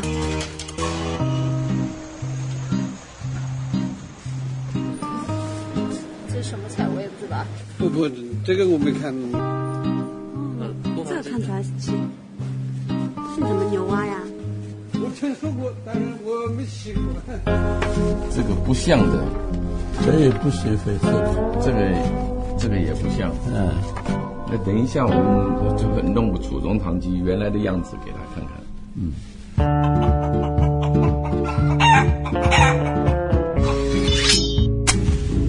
What is General Tso's chicken? What is it about food movies that do so well at the box office? I mean, we've had people like food. We've had some great food documentaries over the last year. Some of them have been kind of gross, like King Corn, which is another one of his films. Director Ian Chaney has been a favorite of ours since we saw The City Dark 3 years ago at the IFFB. We love his stuff, and his latest film is on the surface, it's kind of a fun, goofy look at probably the most widely distributed Chinese dish in Chinese restaurants everywhere. But on the underlying side, it's about how Chinese immigrants made their lifestyle as they came to America in an absolutely incredibly fun documentary called The Search for General Tso. Give us the rundown. The Search for General Tso is looking at General Tso's chicken, which now, is it Tso? Is it Gao? Is it Cho? Tsao? Everywhere spells it differently and everywhere pronounces it differently. Yes. Up here it's generally pronounced G-A-U. It's spelled on some menus. The proper spelling is T-S-O, but, you know. Sometimes it's referred to as Admiral Tso's chicken. Well, what it is chicken. It's chicken that... Thank you. It's chicken that is fried and then covered with a sweet sauce that people in China have never, ever heard of. One of the funniest parts of this film was when the people who made the film actually went to China, showed people in China this dish, pictures of this dish, and they were like, what is this? What is this? This doesn't even look edible. It's like, oh, God. You have to remember, I already knew this because I've seen it on TV specials, but 60 to 70% of Chinese dishes featured in Chinese America are completely American inventions. Yep. Just so you know. The Search for General Tso looks at the actual... For one thing, it looks at that there really was a General Tso. It does, there was. This person actually existed, and they were a proper general, unlike Colonel Sanders. They were... they were actually a general that led armies and, did all sorts of generally things, and army stuff. Generally things? As opposed to privately things. Is that like general specific and private public? Would you stop? Cheap the big city joke. Anyway. This is actually a person that is revered in China. Yes. He's a national hero in China. He put down a major rebellion at some point. So what does this have to do with chicken? Beats the hell out of me. Nothing. In fact, I think that probably the actual General Tso would probably be a little bit appalled that most people said that. The people that knew him and were part of the family line were like, he would probably never have even wanted this. Considering the fact that he was definitely of the opinion that the foreigners needed to stay the hell out of China. He was. I don't think he'd be really happy that we as the white, nation have appropriated this, in America. But The Search for General Tso is a whimsical, very intelligent look at food. And the fact that like you said, food documentaries are always interesting, especially to us, because you're more of a foodie than I am. I'm a big foodie. You are definitely a Chinese foodie. Chinese food and I don't really get along very well. Kim and I differ. I grew up with Chinese food, but each place I've lived... So did my family. I just didn't eat it. Let me finish. Okay. Each place I've lived has been a different part of China where the immigrants came from. The West Coast has some from one province. The Midwest, another province. Here in Northeast, it's another province. They're all different styles of food. You go out to out west to a Chinese restaurant like Gung Ho. in Spokane, and you would get, all these dishes that you'd never see on the menu in the Northeast or the Midwest or the South because they'd never heard of them. It's different types of things. The same here. I love, there's a great Chinese place across from where we work called Cathay Pacific, and their food is unbelievable. But it's not the same kind of food that I would have gotten out west or in Ohio. It's pretty much non-existent. You have to do with Thai food unless there's like 2 or 3 really good restaurants in Columbus. But it varies, and that's what Ian is looking at in this film. He wants to know how did America's Chinese food become so American? Yeah, and the movie looks at various different styles and groups and people throughout. They talk to a number of restaurant owners. They talk to a gentleman who's collected Chinese food menus for like 50 years. And memorabilia stuff. But mostly menus. He's got 10,000 menus or something like that. Some truly insane number. They talk to a number of people about who actually invented General Tso's chicken. It turns out it was invented in America in the 1960s, and it spread everywhere. And the gentleman that's actually credited for creating it in China doesn't get the credit here. It was kind of swiped by a couple people. I'm not going to give you too much of the plot. We want you to see it. But one of the most fascinating parts of this was bringing up something that some people consider a stereotype, but they said it's absolutely true. The biggest sales they get overall is usually on Christmas Day from Jewish people, because Jewish people don't celebrate Christ's birth. They strictly the Old Testament, and so they go have Chinese food and go to the movies on Christmas Day. Which is something that your boss, who was Jewish, Jeff was the same way. Yeah, Jeff was the same way, and actually told that to you at one point. Yeah, he did. He never had any problem with something like that. And I don't know where the Chinese food on New Year's Eve came into play up here. I've never heard of that until I moved up here. I've often heard Chinese food is good for hangovers. Oh, maybe that's it. So I don't know how accurate that is. I mean, you wait 4 hours in line for food on New Year's Eve up here. But overall, this look is fascinating. It's funny. One thing I loved was looking at some of the names of these places. The Jewish segment features a restaurant that's run by a Chinese Jewish person, and it's called Genghis Cohen, which I think is just freaking hilarious. But I do have a couple of complaints about this movie. Oh, do you? They never looked. I mean, Ian Chaney has no excuse. He's from Springfield, Massachusetts. That's where he operates out of. Where the hell was Kowloon? Yeah. Kowloon is a legend up here. I mean, everybody goes, even people from out of town, entertainers, wrestlers in particular, WWE when they're in Boston at the Fleet Center, they come after Raw. If they do a live Raw, live SmackDown, after that show's over, they're all at Kowloon's having Chinese food and doing karaoke. Yeah, for everybody knows 2 in the morning. Yeah, and everybody knows it. I mean, yeah, everybody knows they go there. Sports stars, entertainers. Kowloon has been there my whole life. Yeah. You know, I can never not remember Kowloon being there. Yeah. So I don't know why that didn't get included, and Ian. I was a bit surprised because he did have a whole segment on the immigration. Not a lot on the Northeast. New York, yes. And then after that, it was kind of nothing. He did have a whole segment on the migration of the Chinese Americans north from California to Washington. Yeah. And there are... And because of why, which was shameful. Can I finish what I'm saying? Sorry. There are 2 legendary Chinese restaurants in Moses Lake, Washington. I don't know if they're still there. I mean, maybe that might be the problem, but I can't believe they would both be out of business. There was a small little restaurant on the outskirts of town called Woo's, and my mother loved it. She lived in Moses Lake before I was born. W-O-O-S. Oh. Woo's, Chinese food.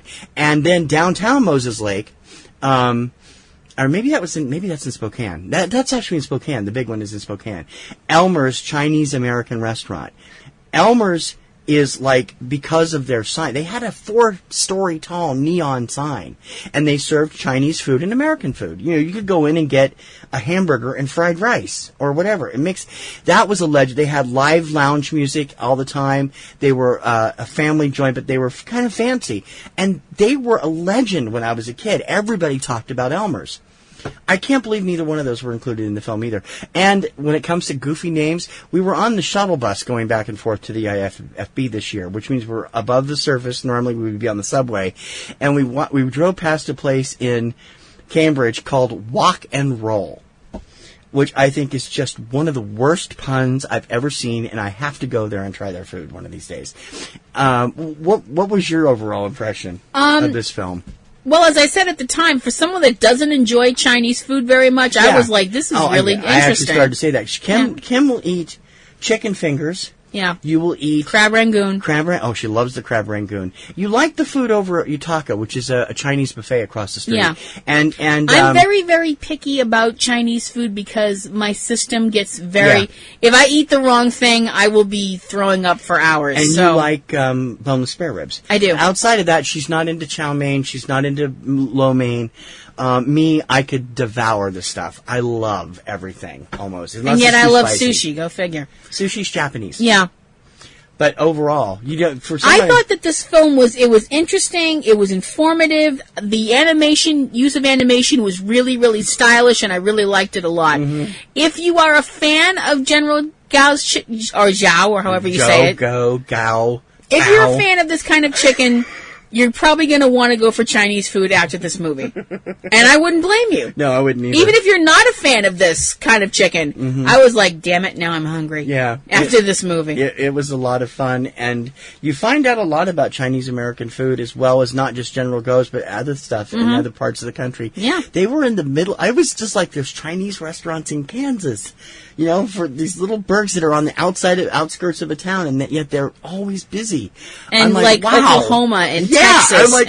You don't think of that. Well, we knew Texas because Cliff Barnes was always getting Chinese food on Dallas. Well, Remember, he would stand there and just eat out of the little containers, and that was a big thing. So we knew there was a lot of Chinese food in Dallas. I know, but it's really weird to hear blah blah blah, y'all. It's and it's very strange. It's culture shock. What's your score?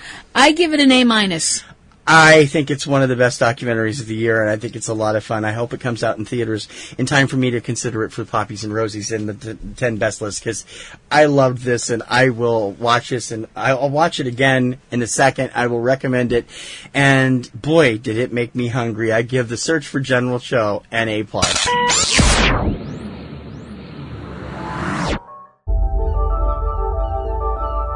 It's so easy just to go back to what you know. As soon as you feel comfortable in the situation, get rid of that situation. That's when new things happen and you learn more about yourself and the world. I love that. Every day it's a grind. Why don't we do that at a new place? Yeah. Noma in Japan. What is that? It's also just fun. Let's have fun. A chef is a lot of different things. A chef is the person that makes the food, that brings it to you, and you eat it and stuff like that. But the chef is can be a lot of other things. They can be an artist. They can be a dictator in the kitchen. They can be an entrepreneur. They can be a wild inventor. And they can also come up with an idea of, hey, let's uproot everybody from one side of the world and bring them over to the other side of the world just to make food. And that's the point of Ants on a Shrimp, a documentary that TC and I both took part in. Partially. One of us took partially part in. Ants on a Shrimp is the story of what happens when a creative genius like Rene Redzepi, the owner of the most awarded restaurant of the past 5 years, Copenhagen's Noma, decides to close the doors of his regular restaurant for 2 months to open a new branch in another country. He was going from Copenhagen to Tokyo. His idea, bring Noma to Tokyo with Japanese-centered foods. Yes. For 6 weeks. But not only bringing Noma's food, bringing all of Noma's staff. He brought everybody with him. Yeah. Just as main people at first. The rest followed when it was time for the opening. Mm-hmm. Now, Talk about culture shock. Rene Redzepi has won the best restaurant in the world, the 25 best restaurant, whatever that contest is, for 5 of the past 6 years. I don't know if he actually won last year because the movie was shot before then. But from 2010 to 2014, Noma was the best restaurant in the world. According to these people. And it is the most sought-after restaurant for foodies everywhere. Now, I consider myself a foodie. We've reviewed so many food-oriented documentaries over the last couple of years that you've got to know that we are both enjoyable food people that enjoy stories about food. Yes. We've reviewed King George's here earlier this year. Last year we did City of Gold. We did Steak Revolution. We did a number of films. And I was a very excited person to see Ants on the Hero Shrimp. Dreams of Sushi was both of our favorite films. Ago, yeah. I was quite anxious to see this because I had heard of Mr. Redzepi and his reputation, of course. The film is about their transition to Japanese and wanting to make foods that fit Noma's basic description of nouveau cuisine. I say that with that wonderful look down the nose with the haughty voice, And Dr. Evil quotes. Nouveau cuisine consisting of, 3 peas, giant plate, 3 peas, 1 baby carrot. Not quite that bad, but almost. And people go for this stuff, and they consider it like bites. Mm-hmm. There's a gentleman currently doing the current season of Mind of a Chef that thinks the same way. Yes. I'm looking at this, and he brought over his main people now. In addition to Rene Redzepi, there was Thomas Freebolt, Dan Gustini, Kim McCullough, Rosio Sanchez, and Lars Williams that were in the whole movie. They were his go-to team. And then later on, the rest of the crew would come over also. Mm-hmm. These were the people helping him to experiment with native Japanese foods, native Japanese cultures, and making sure that the foods fit the Japanese style. That having been said, I find him to be a marvelous leader in the kitchen. He's calm. He's collected. He, when he gets angry, he even keeps he's not like George's, who would scream and yell and cuss and swear. Yeah. Don't kid yourself. There's quite a few F-bombs in this film, but it's a lot of well-known chefs, let's be perfectly honest here and call a spade a spade. Mm-hmm. A lot of chefs in the kitchen, they're petty tyrants. Mm-hmm. They're, what they say goes, and they know it, so they toss their weight around. They yell at people, they scream at people, they swear at them. Yeah. I've even heard of chefs striking people that don't do what they want. Rene treats his team as a team. Mm-hmm. He looks to them to help him invent new ideas. But he is the captain, and make no mistake about that. He makes the final decision. Yep. He actually talks about each of the people with him. Thomas is the creative one. Thomas is the workhorse. Lars is the creative one. They're both in their 20s. They're young. Mm-hmm. You have to Lars, be young who to gets do this. depressed if you don't like what he comes up with. Rosio, who is a brilliant taster. He respects her tongue more than anybody because she can tell when something tastes perfect. And it was fascinating to see them working together on this. And in that aspect, Ants on a Shrimp completely works. The camaraderie, the fact that this is a shared experience, is really something. However, then we get into the actual food, and I realize I am a foodie of our definition of foodie. We're comfort foodies. Well, no, I like some. I mean, we go to North 26 on New Year's Eve. We're getting kind of faux shishi cuisine, and it's but they give once you a year. playful. Once a They year. give you a playful.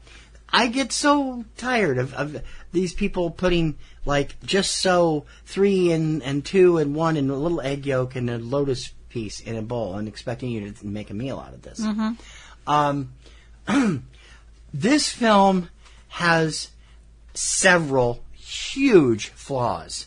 The first of which is myself was violently repulsed by some of the things they did to the living creatures they were cooking. Yeah. Some of us got up and Kim left. I left. I couldn't deal with it. After 20 minutes, she got up and left. She couldn't deal with the turtle scene, where they were showing how to take the shell off a turtle to prep the turtle for turtle soup or a turtle dish. While the turtle is still living. Yeah. And they're strangling it. And, the turtle looks terrified. I'm sorry. I don't want to see this. No. I do not want to see this. The ducks, who were they were showing the plucking the feathers off the ducks. And then when they cooked them, they left the heads on. And when they served them, they left the heads on. I don't want to see this. I am so glad at we one didn't point, see I this swear he ate the bill of the duck. I'm not positive, but I swear he did. I don't want to see this. This is not the kind of thing I want to see. And their premier dish, the so-called ants on a shrimp, is a single shrimp, and it's got it's a large shrimp. It's a good. You'd probably get maybe 4 or 5 to a pound. It's a large shrimp. And they sprinkle some herbs and stuff on it, which is where the ants part comes from. And then you are to pick up the shrimp and bite it, shell and all, through the shell, head first, while it is still living and making all kinds of inside your mouth. It's supposed to shock the eater, shock the eater, and give them a new experience they've never had before. Bullshit! It's just cruel to the shrimp. Mm-hmm. Now, I have no patience for crap like this. I'm hearing about this secondhand because, as we mentioned, when the turtle stuff happened, I quit. I mean, I can sit there and it's really ironic because I can sit there and watch horror movie after horror movie, and I can watch human beings be sliced, diced, and julienned, and it doesn't bother me. But step on an ant, and Kim has to go off and cry for a half an hour. Mm-hmm. But the thing with the turtle, I was like, that's it. I quit. I can't deal with this, and I left. I just could not. I was physically ill. I had to go lie down. Thank goodness we did not see this when it aired at the IFFB. No, because I probably would have thrown up in my purse. I'm not being melodramatic about that. His this restaurant was open for 6 weeks. Mm-hmm. And I'm sure sold it did out fantastic. Weeks in advance. Oh yeah, with a 38,000 person waiting list. Yep. Food culture in Japan is a completely different culture than what I'm used to. Yes. There it is. Uh-huh. And actually, that actually looks like those are actual ants in that picture. I'm looking at a picture from Eater.com of the food. Yes. First course, just killed and still moving. Super fresh, acidic note from the ants. So he is actually putting ants on the shrimp. Mm-hmm. It looked like spices on the movie. He's making underripe strawberries, which I thought he'd thrown out. They didn't like the taste of them. He did, bonito flakes so and stuff. So is the shrimp dead or just Apparently killed? It's dead here. He said he didn't want it dead, but it may have been just killed. I don't know. So it's still twitching. But it's still twitching. Ugh. Something called scallop fudge. There's a clam tart, which 13 people shuck for 8 hours to get 45 clams per tart. There's tofu and walnuts, black fermented garlic leather. I don't know, a root vegetable dish with an egg yolk, the duck, and a number of other things. And I'm sorry, guys, most of this would end up in the toilet if I tried to eat it. I can't even fathom. If people want to eat this stuff, does this make me a food pleb? Am I a faux foodie? Possibly. I don't like crap. I don't like paying $80 for plates of little stuff and then going off and throwing up. And I think that's what I would do. I admit. I don't think I would have gotten that far because the second they brought me the duck, I would have been like, "I'm out. Check, the please." The scallop fudge looked interesting, and the root vegetable thing I would have tried. Those two things I probably would have liked. There were things in them that I really enjoy: egg yolk, water chestnuts, a few other things in the root vegetable thing. But it's presented in such a way that you see stuff that you really don't want to see. They went to this mushroom thing in the movie. Where you mean the movie presents it, not the restaurant, the movie, right? Yeah, you don't see what goes on in the kitchen, right? If you're not watching the movie, right? The movie presents all the stuff for everybody to see, and I really don't want to see that. If you want to go and eat that, fine, and you don't know what's going on in the kitchen, fine. But I know what's going on in the kitchen, and I don't ever want to set foot in Noma. I'm sorry, after seeing this film. Talk about the restaurant. Talk about the mushroom thing. The mushroom thing was interesting because when they went to, I think it was called Fukuyama. It was a place that cultivates mushrooms. It was interesting because they're on the wood. They're wood-based mushrooms, and they're all different types of mushrooms are being grown in this place. And he had the idea, let's buy the wood, we'll cut it open, put something in it to bake, and leave the mushrooms as garnish. That kind of thing I would enjoy. I love mushrooms. They're well made. But then they were off on a mushroom hunt with a local person, and she was pointing out... Now they're out in the woods. These are okay. These are poisonous. The one guy picks up one of the okay ones, and he breaks it off, and it's tiny. It's like the size of maybe a large pill, the top of it. And he takes it off the tree it's growing on, and he pulls it off the tree, and there's this line of snot looking stuff coming from it. Slime. Ew. And it also happens when he pulls the stem from the cap. And I'm sorry, I don't know if he put it in his mouth. I turned away. I was gonna lose it. I don't want anything like that in my soup. I don't want anything like that in my eggs. I don't want anything like that in my mouth. And I really don't want to know what they're going through to do this. It's all fine. The presentation of the film is great. It's a great, well-made film. Do you feel like the whole idea of them picking up part and parcel and going from Copenhagen to Tokyo, do you feel that was an important culinary statement, or do you view it as more of a publicity stunt? Yes. Thank you. Both of those. They both fit. Because he's well-known. He's a well-known name. Right. I mean, the one gentleman that he works with, the funny one, Dan, has actually been on Chopped before. I think it was a publicity stunt, of course, after 5 consecutive best restaurants in the world thing. I think he truly wanted to bring that culture and try to do it in Tokyo, which was halfway around the world from Copenhagen. We've seen our share of weird culinary stuff from Tokyo, thanks to Iron Chef. Mm-hmm. And some of it doesn't gel with us, but nope. At least they made it palatable.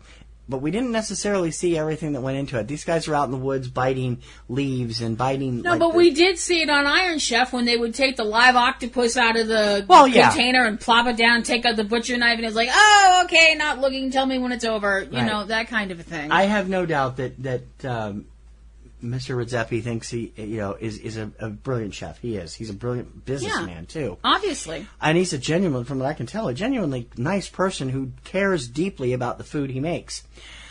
Unfortunately, it doesn't make me care about the food that he makes. It doesn't make you want to eat the food either. Yes. It's shot brilliantly, but there's so many things in this film that completely turn my stomach. Unless you are an absolute true foodie, willing to try anything and everything, you're the type of person that might pick up something and say, ooh, what's this? And pop it in your mouth. I'm not that type of person. I want to know what I'm popping in my mouth. And this stuff... Most of this stuff is stuff I like, presented in ways I can't even fathom eating it. Mm-hmm. It is beautifully shot. It was a great film inside that way, and it was a good look inside the psychology of the people that work for Noma. Mm-hmm. These young chefs have a brilliant outlook on how they see things and how they could all eventually become restaurateurs of their own. But as part of his team, they gel beautifully, and they make Noma in Copenhagen what it is. Mm-hmm. And they helped make this venture in 2014 what it was also. But I'm sorry, it's not my cup of tea, and some of it was so revolting that it turned me off of the film in general. Unless you are a deeply true foodie, I have a feeling you may feel the same way. I give Ants on a Shrimp a B-.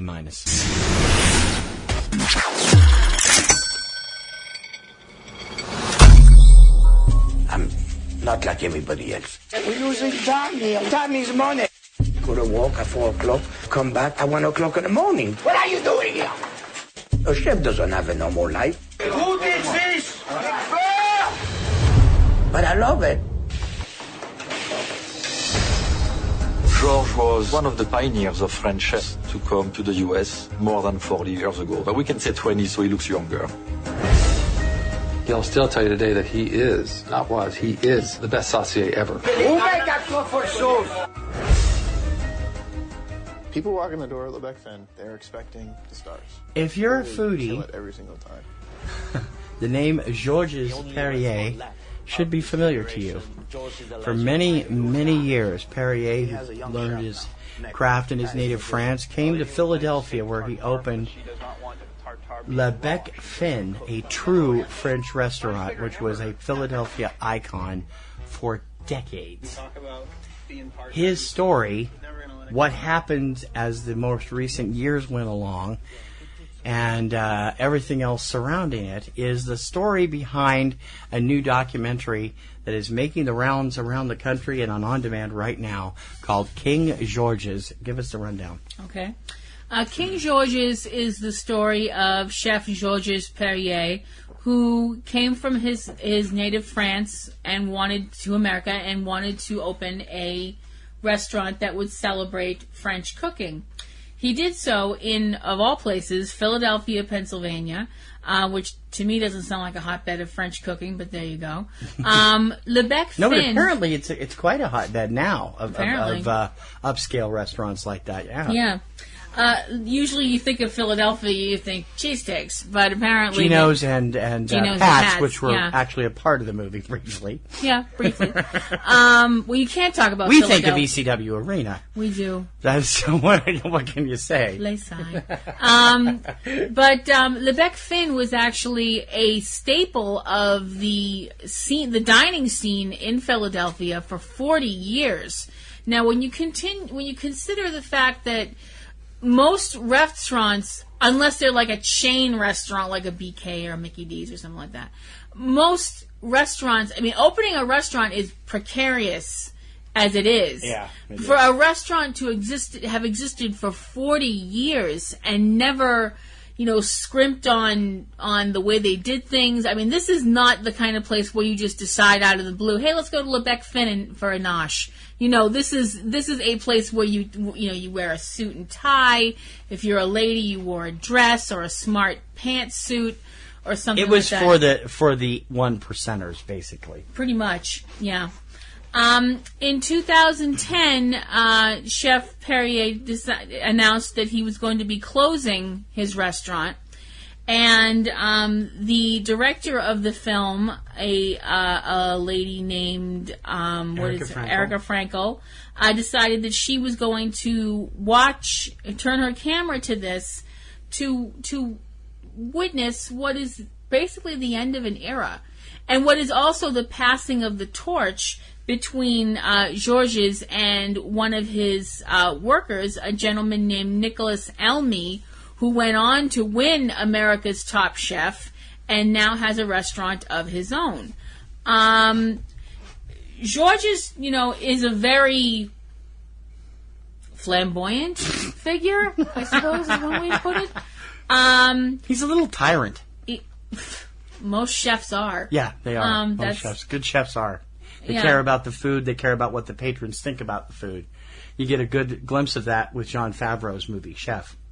Yeah. You can also tell that Georges knows that he has given up a lot in his life. He talked about the fact that he worked 20 hours a day, that, he was married and he chose his career over his wife, over his child, over everything. And now he's at the end of that portion of his career, and now it's the question that a lot of people face at that point in their life: what now? What's next? Mm-hmm. He did pretty well, despite what they actually say, that he was cutting corners and scrimping and everything. You look at his house; he has a freaking mansion. That thing is huge. Mm-hmm. So there's no question about that. Le Bec Fin was a success for what it was, and Absolutely. was well deserved of its reputation. Yeah. This film is it's entertaining. It's a fascinating look at a very driven man. And it is looking at the end of an era, and as I mentioned, it's also looking at the passing of a torch. And if you're a foodie, which I am a borderline foodie, I'm not as big of a foodie as my dear husband. Well, there are still things I won't touch. Yeah, but you're more adventurous than I am. I will try stuff occasionally. Yeah.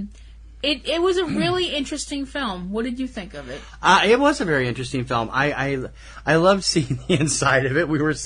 There were some of the scenes where our jaws were on the floor with the way he was talking to his staff, which included Nick, who was the calm in the storm of the kitchen for all the rest of the employees. When Georges would go off on one meringue that was slightly off, or whatever. Nick has the patience of a saint with him, and eventually became his partner in the Bec Fin before it closed. George stepped back, let Nick take it over, and Nick made changes that he didn't like, and they ended up closing. Because Nick was trying to move with the times, and Georges was unable to do that successfully. He wanted to keep that as it was. Overall, the picture of the man was fascinating. He spoils his dog. What was the dog's name? I can't remember. I don't remember either. He spoils his little, what looks like a Bichon. And living in this gigantic, his kitchen is as big as this apartment is. This whole building would probably not be as big as his mansion. He is quite a character, and obviously loves the food. One thing that I thought was really telling is when it was announced he was closing, they made this big thing, this special gastronomy group that operated in the Philadelphia area that loved to dress up in their formal wear, and the guys were wearing medals and sashes and everything else, came in to do this last meal, and that was where he chose to announce that he decided he wasn't going to close, that he was going to bring Nick in as a partner, and they were going to continue to trudge on. It actually did not end up closing until 2013. That shows the flamboyant showman. Yeah. Although he was more than a little bit tipsy when he made that speech. You wonder if they made the right choice in the long run. Is it best to go out on top when everyone thinks you're at the peak of perfection, or is it, and then to just say, nope, we're going to keep going, and then kind of peter off with changes that nobody likes. Right? Yeah, I have to wonder that too. Nick did the following year win Top Chef, and he also opened his own restaurant, which ironically Georges is sort of helping with on the back end. Yeah. Comes in, and he is just a cook now for Nick when Nick has him in. They truly did become like a father and son almost. Yep. It's a fascinating portrait of a real, honest to goodness French trained chef who brought what was considered the best French restaurant probably of all time here in America to America, in Philadelphia of all places. Even some of the food critics they talked to said it was way better than even the best French restaurant in New York, which you don't hear very often. But the look at, and it's sad to watch it as it closes and they go on into the future, but it's also somewhat uplifting to know that he's still helping tradition a little bit on the side. Yeah. What's your score? I gave King George's an A. I give it an A too. King George's is currently making its rounds around the smaller art house theaters around the country and can be seen on demand on your local cable system through iTunes and through Amazon and all the other usual outlets, and we hope you will check it out.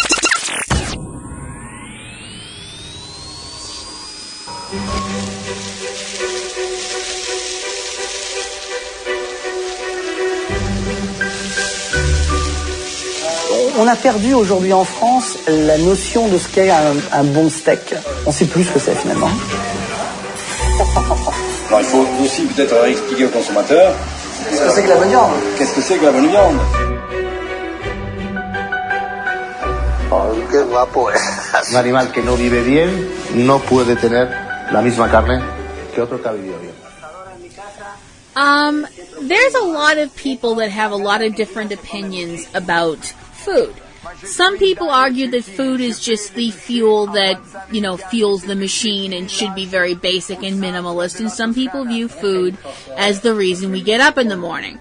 That if you don't have a good meal, then what's the point of getting out of bed? The kind of a thing.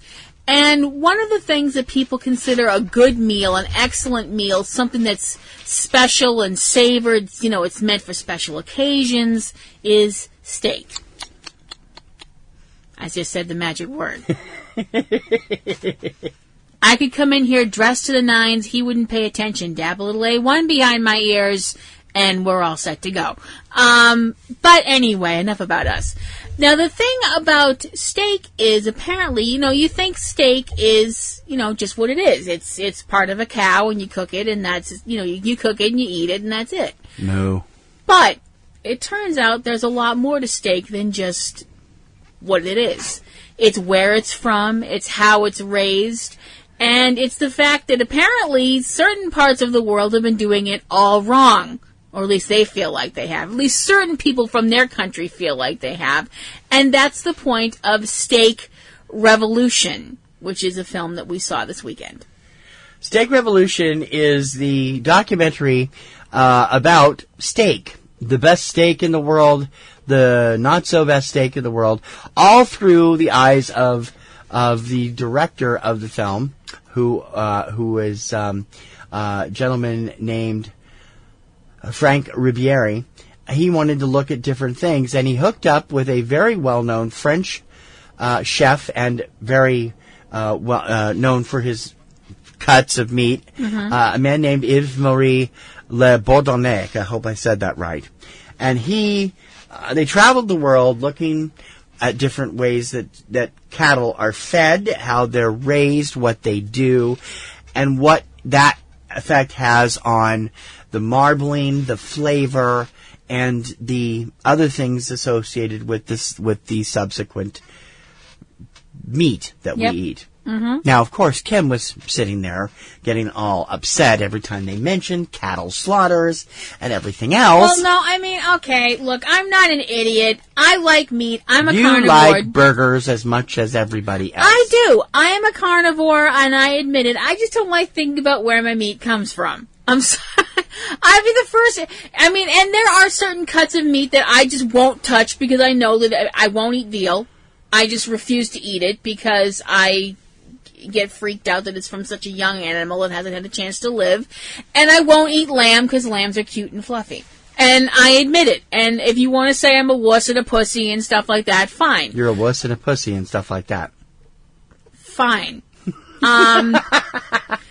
Anyway, this film travels. But I have to admit, I mean, and steak is not one of my favorite kinds of meat. I'll be the first to admit that. But the steak that they showed, it's a texture thing, not a flavor thing. It's a texture thing. Yeah, it's definitely a texture thing. You prefer ground beef to steak. Right. But your loss. When you see the marbling that goes on with some of this meat, and you sit there and you think that's all going to render out, it's going to be, this amazing fat that's going to be in this when it's cooked. It's really something incredible to see when you see one cut of meat compared to another and see how one cow was raised compared to another. It was really a fascinating look at the whole process. Riviere and Le Bourdonnais traveled around the world, to Japan, to France, to Sweden, Italy, the Spain, United States, all looking Scotland. at different Scotland, thinking of different, looking at different breeds of cattle, how they're made. They talk with butchers from every country, and extensive interviews with the lady from the place in Brooklyn. What was the name of it? I've forgotten it. It's a very famous steakhouse in Brooklyn, and another butcher shop nearby on Park Slope. I also think that's in Brooklyn too. I have to admit, when I order a steak, I don't really think of the breed of the cow. I'm so used, and he's right about this. Americans think Black Angus is the be-all, end-all of steak, and apparently it's not. Le Bourdonnais does not think much of Black Angus. He thinks it's flavorless and fatty compared to. One of his things, and he's pointed out, is that the nutritionists in Europe have really pulled all the fat out of everything and thus gave them a very bland menu. Mm-hmm. And the idea behind Steak Revolution, the R, by the way, is in parentheses, making it also Steak Evolution, is finding those perfect cuts of meat that deliver fat in proper amounts, not overwhelming amounts, and how it's prepared and where it comes from. and everything else, making it a journey from the fields where the cows are grazing on cereal or grain or grass or a mix of them, and how it affects the marbling throughout the meat. Yep. If you have something like Kobe beef, which is, I first learned of through Iron Chef, and Wagyu, which is the parent of Kobe. Wagyu also comes from Australia these days. And Matsusuka, was that the name of it? Mm-hmm. Where the steaks are $500 a steak. This is how expensive they are. I want one of those. Oh, I want one of those. It looked so good. Yep. This movie, if you're a steak lover, oh my God, it is definitely for you. I gotta say, one of the most entertaining things about this film, while the film itself is entertaining, and it is quite entertaining. I mean, if you're a vegetarian, it's your version of Hostel. But, I mean, so I wouldn't recommend it to a... And God forbid a vegan should watch it, yeah. But if you are just your average Joe or Jane, and you watch this with a foodie, like I did, you're in for an experience and a half. Because I'll be the first to admit, I like food. Looking at me, you can tell I like food. I'm not a foodie. Your downfall is sweets. My downfall is sweets. Yeah. I am not a gourmet foodie like him over here. I'm not a gourmet foodie. I can't stand certain gourmet stuff like foie gras and crap like that. You're more of a foodie than I am. I am more of a foodie. I love the different flavors. I love to try new things. And watching him watch this movie is like watching an average guy watching porn. His eyes at certain points would get so huge. Every 5 minutes she'd look over at me. You're drooling again. I love steak. Steak is one of my favorite foods on the planet. Watching him looking at people carrying plates of steak through the room was like watching your average man watching Jenna Jameson walk across the room. You know, it was... It wasn't that bad. Oh, yes, it was. Oh, yes, it was. Enough to give me a complex. But the Steak Revolution is actually a very entertaining, educational film. And it really does makes you think about the way steak is done around the world, who does it right, who's not doing it right. I thought it was really interesting and quite educational myself. Mm-hmm. It is definitely a movie that if you like steak, you are going to love this film because it's going to give you so many ideas.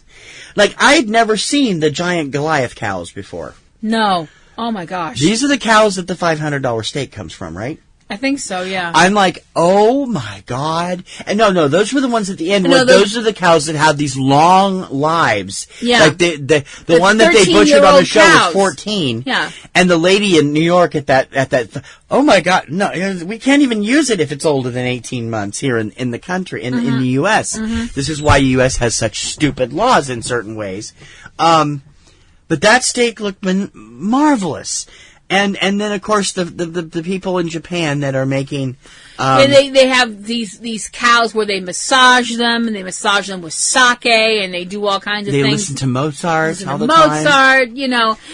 And you have to look at their food and go, and it's very interesting because in Japan, for the most part, meat is a side dish. It's unless not you're the into main the dish. upper crust type of dining, the type where you would end up at the restaurants of, say, Sakai from Iron Chef, who is a French chef. It's mostly for rice and stuff. And they made like these little steakums and this little bowl on the table with sesame seeds and a little soy and sake. And oh my God, even that looked magnificent to me. Mm-hmm. This is how much I love steak. Yep. I am a steak fanatic. And this was simply an amazing film. It opened my eyes to maybe inquiring when I go out, what breed do they use at this restaurant?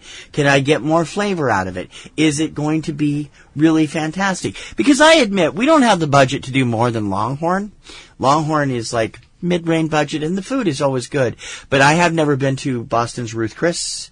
I have never been to Morton's, which is this upscale steakhouse. I would kill to go to Lydia's in St. Louis, which has a reputation that far surpasses Madame Bastianich's Italian food. I am Oh my God, if you love steak, find this movie. Find this movie. Yep, absolutely. What's your score? I give it an A-. I can't go that low because it just rocked my socks. Because steak.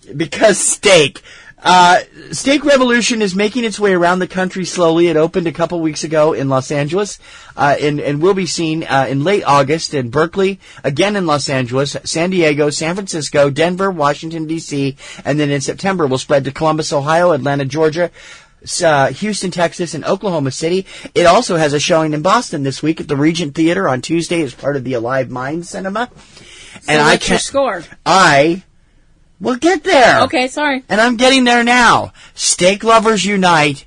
You will be drooling as much as I am when you come out of this movie. Steak Revolution gets my top score, an A+.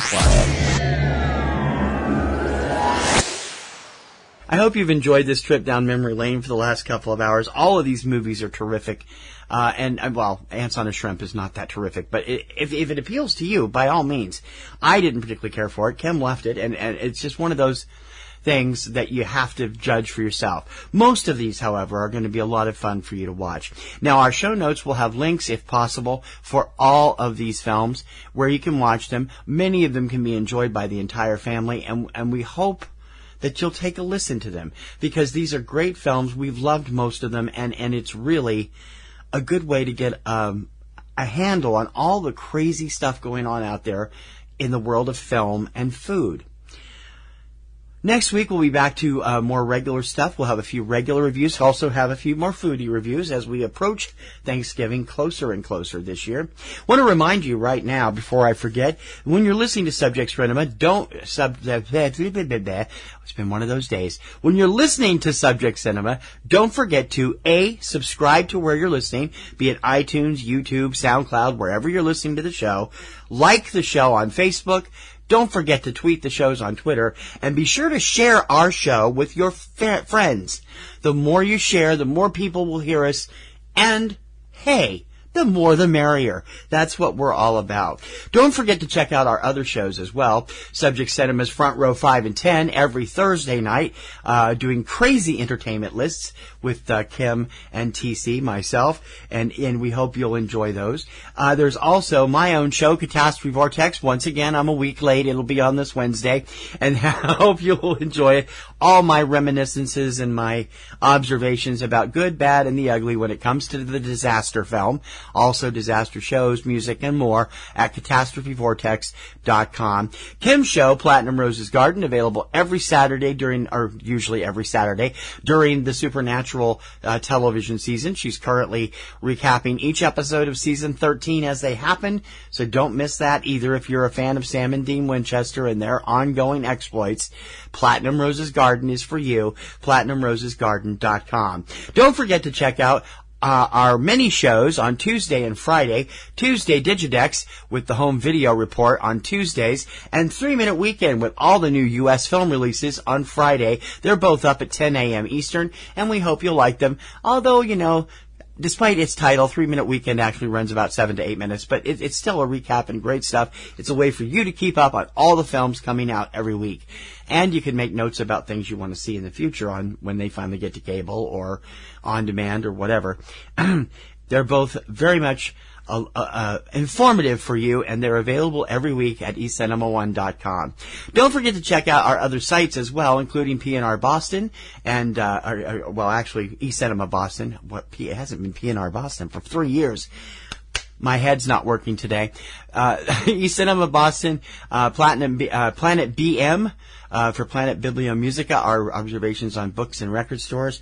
And the Kirkham Report will be back soon with music and a lot more. You can find all of our sites and shows on the sidebar of each site. Just click on the button to check out where you want to go. Don't forget to check out our associated sites as well. The awesome Cavebabble with Eric and Valerie Lyon. Great podcasts about movies, games, trivia, food, and a lot more happening nearly every weekend at Cavebabble.com. And although the podcasting is off for the rest of the year and we'll be back in January, Aunt B and Pee Wee are still blogging at Comic Grotto with Aunt B and Pee Wee, and you can check them out at comicgrotto.com. We hope you'll tell your friends about us. We hope you'll download the Subject Cinema app, which gives you access to Subject Cinema, Front Row 5 and 10, 3-Minute Weekend, and, of course, Tuesday Digidex every week without even having to do anything. It just plugs it automatically into your Android phone. And we have one coming soon for the Amazon apps and for iTunes. I'm still working on them.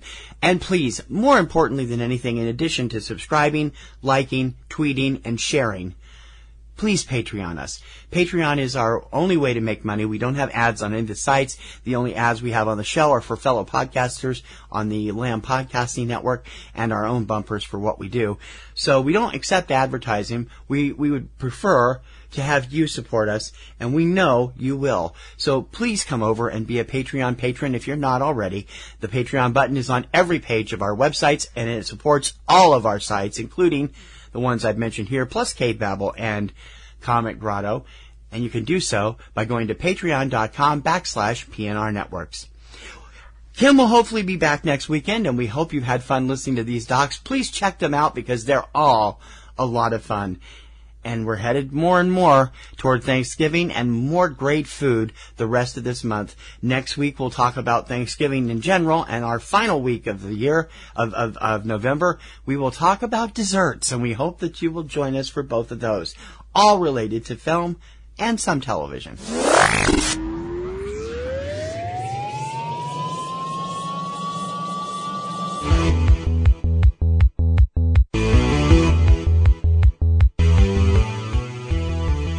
Until next week, for Subject Cinema, I'm T.C. Kirkham. May your popcorn always be buttered, and may your roses always be in bloom. We'll see you next week. Bye-bye. You have been listening to Subject Cinema with hosts T.C. Kirkham and Kim Brown. Subject Cinema is produced by PNRNetworks, Boston, Massachusetts, which is solely responsible for its content. Subject Cinema theme performed by Eric Lyon. Subject Cinema is recorded and produced using Sony Vegas products. Subject Cinema is copyright 2017 by PNRNetworks under a Creative Commons license. Check out a new episode of Subject Cinema every weekend. Until next time, this is Bob Taylor for Subject Cinema, and we'll see you at the movies.